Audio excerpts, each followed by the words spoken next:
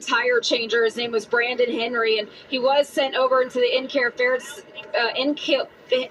care center, where he was been evaluated. He has been released, and he is now back on pit lane with the team just to watch the final stages of this race. But certainly a scary moment down here, Adam.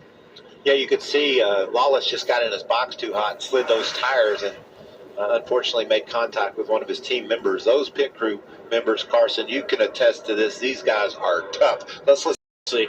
You were up there leading. You had all that clean air, feeling really good. Just a little bit of, just going to be a little bit of a gut punch that you're going to have to get back up and get back going here in this stage. Sun's going down, Adam.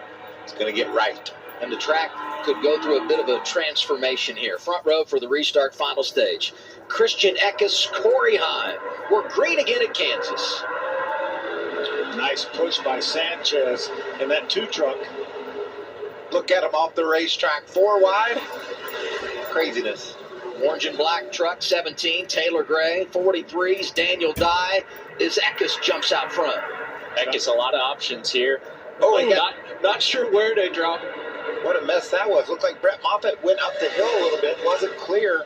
Made some contact, but everybody shuffled through it. I think that 7 truck in the middle right there was completely sideways. Connor Mozak off of turn 2. Hey, Phil, you remember where the 2 of Sanchez started?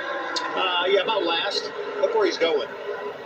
You talked about how racy this place is. There's a great example of it. From last to first goes the 2 truck of Sanchez. You just saw the draft we were talking about, Michael.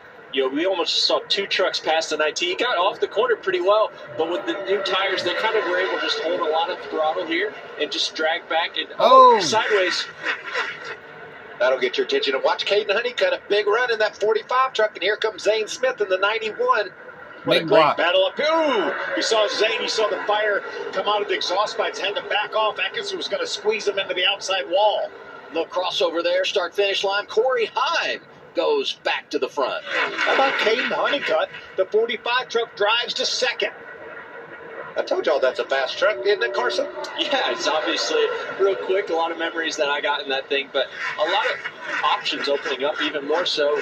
Obviously the track temp starting to cool down. New tires. Eckes completely sideways. Sorry. Absolutely. That's because there's a lot going on here, guys. Sanchez, he pushed Sanchez, so he pushed him back. Here, Zane's going to try and slide up and get Nick in as much dirty air as physically possible here. Let's see this slide. Woo! And Nick, you see on the upper left end of the screen, Nick's got to be saying, what happened? I drove up and got the lead, now I'm 5th. It's just the nature of this beast. It's just so tough. If you lose momentum, especially on these restarts, Michael, they could just swallow you up, especially right here late in the stage 3. Everybody's adjusted on their car. Track's temp starting to get a little cooler, so everybody's starting to – the ceiling is starting to become a little bit lower to the floor, and everybody's starting to get a little closer here. Well, a nice advantage right now for Corey Heim, but Zane Smith in that 91, after those pit road problems and getting squeezed up high, he's on a mission. He's got about be the hungriest driver right now, right?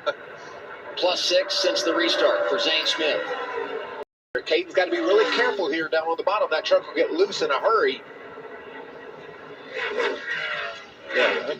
Christian saying, I'm the road boss. Yeah, but I don't think Caden took to that too well because he's fast tonight and he didn't do anything wrong.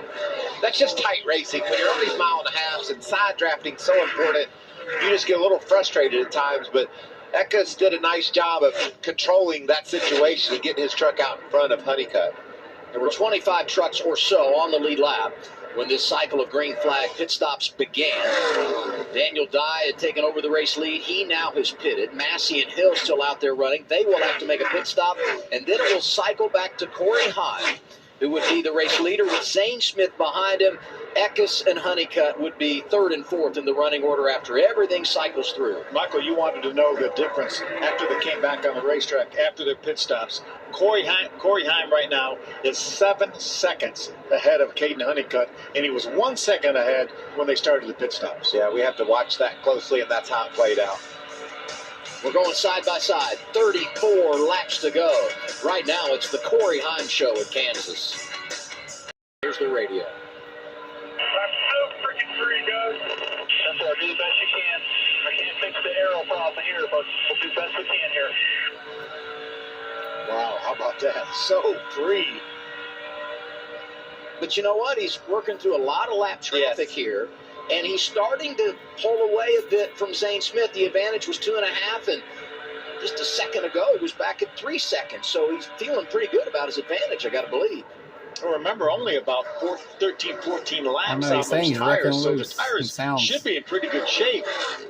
And now Zane's got his make his way through all that traffic. There you see Connor Mozak, Lane Riggs down on the bottom. Mozak's a fast truck. Unfortunately, he too, probably some inexperience on his part, didn't have a great on and off pit road. Yeah, Nick Sanchez was the fastest truck that last lap. He was a couple tenths faster than Corey Heim, but he's 13.5 seconds behind. It's crazy, isn't it? When we started this stage, Sanchez, who had come from the back, was up there racing for the lead, actually put it out front for a lap or so, and then drifted, went back to 9th or 10th through a cycle of stops.